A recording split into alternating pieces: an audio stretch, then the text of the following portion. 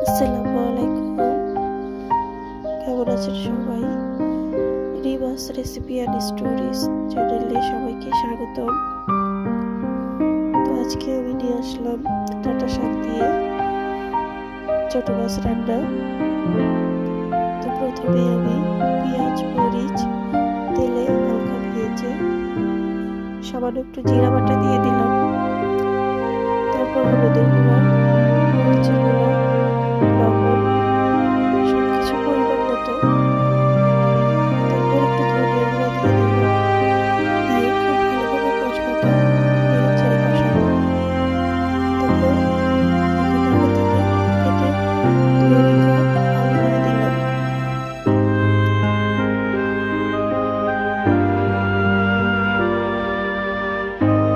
এভাবে কিছুক্ষণ নেড়ে চেড়ে সুন্দর করে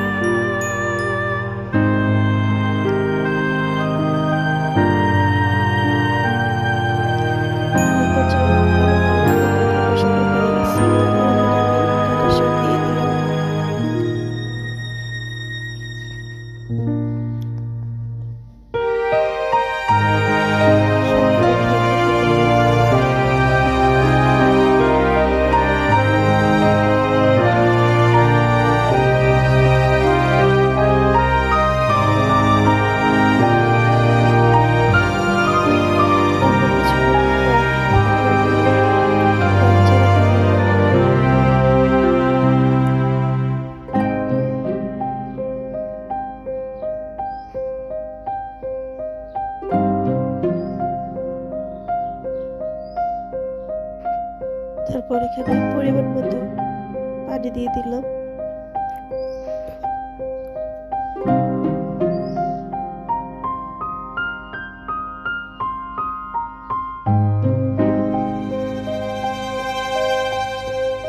এই পর্যায়ে আমি এখানে মাছগুলো দিয়ে দিলাম।